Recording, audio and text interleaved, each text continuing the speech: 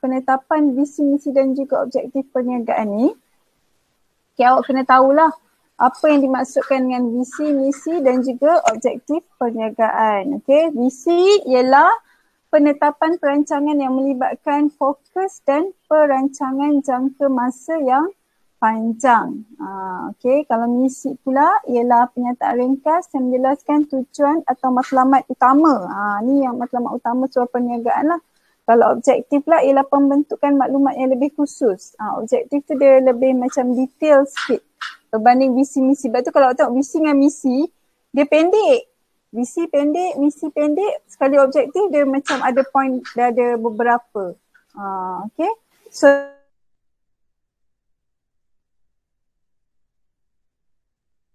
untuk ni cikgu bagi yang mana awak kena ingat je. Okay. Kemudian awak kena tahu pula perbandingan visi, misi, objektif di antara organisasi bermotifkan untung dan juga organisasi yang bukan bermotifkan untung. Sebab kedua-dua organisasi ini adalah dia mempunyai visi, misi dan juga objektif yang berbeza.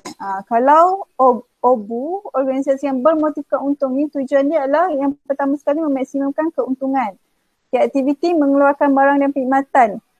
Dari segi perundangan pula dia dikawal oleh akta yang berkaitan dengan perniagaan seperti akta pendaftaran perniagaan. Sumber kewangan pula diperoleh daripada modal pemilik, keuntungan perniagaan dan juga pinjaman. Ni ada masuk exam hari tu juga.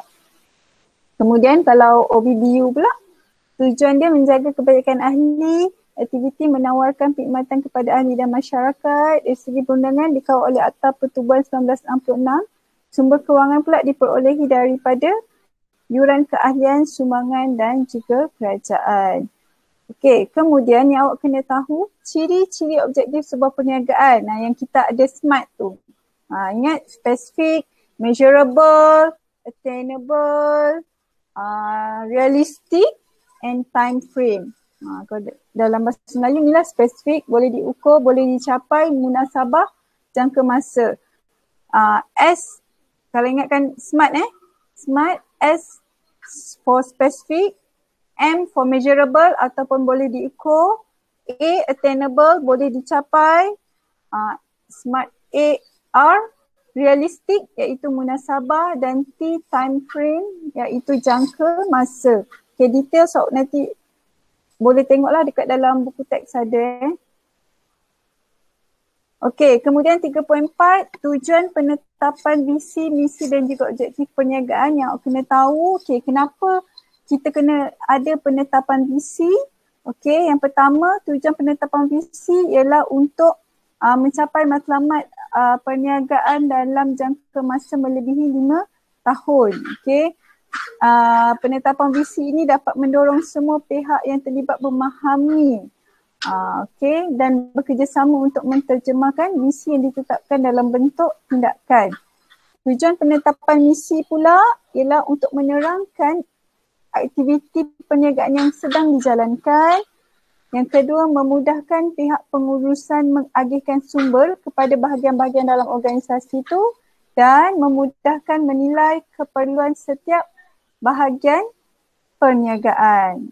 Dan yang ketiga, tujuan penetapan objektif pula adalah yang pertama sekali, objektif ni dia dapat bantu organisasi menentukan objektif yang dibentuk bergantung pada visi dan juga misi perniagaan.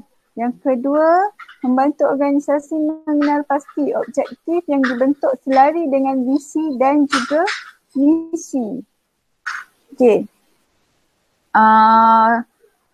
Faktor yang perlu dipertimbangkan untuk menghasilkan visi, misi dan juga objektif perniagaan. Maknanya sesuatu perniagaan tu bila dia bentukkan dia punya visi, misi dan juga objektif. Okey, simple cikgu panggil VMO VMO tu visi, misi dan juga objektif. Okey.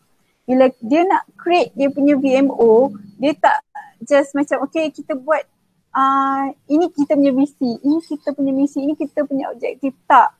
Okey, dia kena tengok beberapa faktor ni. Ada 6 faktor ni yang dia kena tengok sebelum dia menghasilkan visi misi objektif perniagaan dia. Pertama sekali TPM. TPM ni bukan Timbalan Perdana Menteri TPM ni apa? Apa TPM ni? Siapa tahu? Titik pulang modal. Titik pulang modal, ya. Okay. Pertama sekali dia akan tengok dia punya titik pulang modal. Dekat mana dia punya titik pulang modal. Jadi dia dah boleh target lah. Dia punya jualan, dia punya kuantiti, pengeluaran dan sebagainya. Yang kedua, dia akan tengok dari segi pertumbuhan perniagaan dia. Macam mana pertumbuhan perniagaan dia tu? Adakah pertumbuhan dia macam secara mendadak ataupun pertumbuhan dia mendatar je. Jadi dari situ dia boleh menghasilkan VMO. Kemudian pemaksimuman keuntungan tu macam mana? Macam mana, maksud dia macam mana dia menggunakan keuntungan perniagaan dia. Kemudian dari segi daya saing, seberapa banyak persaingan yang dia akan jumpa dalam dia punya industri ataupun tak ada langsung, dia seorang je. Jadi dari situ dia dah boleh buat dia punya VMO perniagaan. Kemudian dari segi dia punya jualan, jualan dia macam mana pula, walaupun adakah dia terjejas dengan dengan situasi sekarang, contoh macam situasi COVID-19, ataupun jualan dia tetap meningkat walaupun ada COVID-19 ataupun ekonomi merundung. Jadi dari situ dia boleh create dia punya VMO dan juga dia punya penyediaan perkhidmatan. Apa dia punya extra value. Dari situ ini adalah faktor yang perlu dipertimbangkan sebelum sesuatu perniagaan itu menghasilkan dia punya VMO.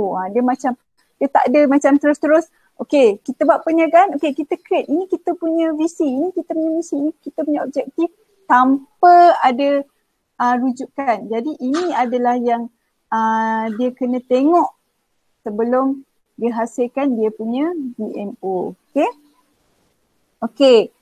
3.6, kesan kepada perniagaan akibat kegagalan mencapai VMO. Sekiranya perniagaan itu gagal mencapai dia punya visi, misi dan juga objektif perniagaan dia, pertama sekali jualan dia akan merosot. Yang kedua, dia tidak akan mampu dapat membayar kos perniagaan. Yang ketiga, dia akan gagal dalam dia punya persaingan. Yang keempat, imej perniagaan dia akan terjejas dan akhir sekali dia tidak akan mampu mengembangkan lagi perniagaan dia. Jadi ini adalah kesan-kesan kegagalan perniagaan sekiranya dia gagal mencapai VMO. Okey, langkah penyelesaian sekiranya gagal mencapai VMO. Okey, kita ada 6 langkah. Pertama, kita kena kurangkan kos. Tak kira lah, sebab itu kalau awak tengok bila pandemik COVID-19 ni, kebanyakan perniagaan mengalami jualan dia merosot.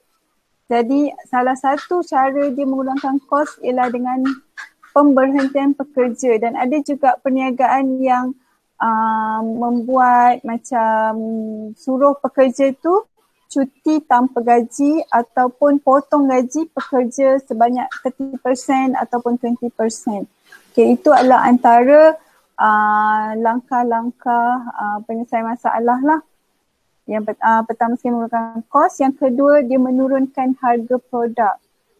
Maknanya beberapa produk juga mengalami penurunan harga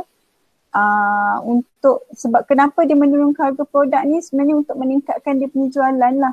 Itu adalah salah satu cara untuk dia meningkatkan dia punya jualan.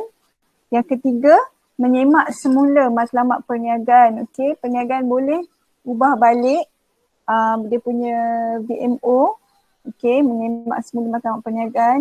Kemudian cara yang keempat, perniagaan boleh mempelbagaikan barang atau perkhidmatan yang ditawarkan.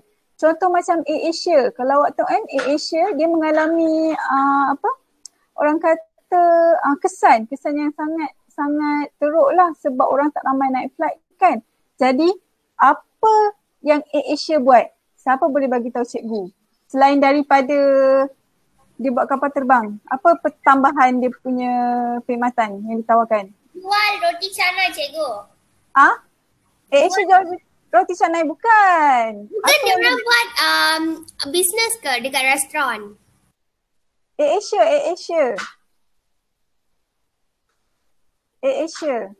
Siapa tahu apa yang Asia buat? Buat pengajian tentang perlawanan. Dia buat apa? Pengajian. Pengajian? Dia macam ajar anak-anak muda tentang nak bawa kapal terbang semua tu lah. Salah. Bukan. Dia ada satu perkhidmatan yang dia buat. Hari itu ada diorang viralkan Tony Fernandez, dia punya dia punya pengasas Asia punya owner ni buat benda tu. Apa perkhidmatan yang diorang tawarkan? Perkhidmatan baru yang diorang tawarkan dalam semasa pandemik COVID-19 ni. Siapa tahu? Cepat. Awak ni tak ikuti perkembangan ni. Siapa tahu? Cepat. Ingat tapi lupa-lupa ingat lah cikgu. Saya pun macam otak saya. Tak ada ingat? Okay. Asia dia menawarkan perkhidmatan delivery. Sama yang macam Foodpanda buat. Ada orang jawab dekat chat cikgu. Ada orang jawab? Ya, saya nak jawab. Okay. Siapa jawab tadi? Sebab cikgu tak tengok Google Meet. Okay. Jadi Asia dia dah tambahkan lagi dia punya perkhidmatan iaitu membuat food delivery untuk untuk survive dalam dia punya perniagaan. So mempelbagaikan barang atau perkhidmatan yang ditawarkan juga merupakan salah satu langkah penyelesaian kegagalan mencapai visi-misi objektif itu. Okey, yang keempat, perniagaan juga boleh menggunakan kaedah ataupun teknologi baru dalam pengeluaran mungkin untuk meningkatkan lagi kualiti dia punya produk. Dan akhir sekali, mengurangkan jumlah ataupun kadar pembayaran dividen kepada pemegang saham. Mungkin pemegang saham syarikat besar, dia orang biasa bonus dividen dia akan dapat maybe dalam 10%, tapi disebabkan pandemik perniagaan terpaksa mengurangkan dividen, so mereka mungkin akan dapat dalam 5% ataupun 4% sahaja. Okay, so ini adalah langkah penyelesaian sekiranya gagal mencapai misi dan juga objektif perniagaan. Okay, dan terakhir sekali yang awak kena tahu dalam visi misi objektif perniagaan ialah faktor-faktor yang mempengaruhi perubahan visi misi dan juga objektif. Okay, macam cikgu cakap tadi, visi misi dan juga objektif boleh berubah berdasarkan prestasi perniagaan semasa. Okey, antara faktor yang mempengaruhi dia, yang pertama, kita ada dua, faktor dalaman dan juga faktor luaran.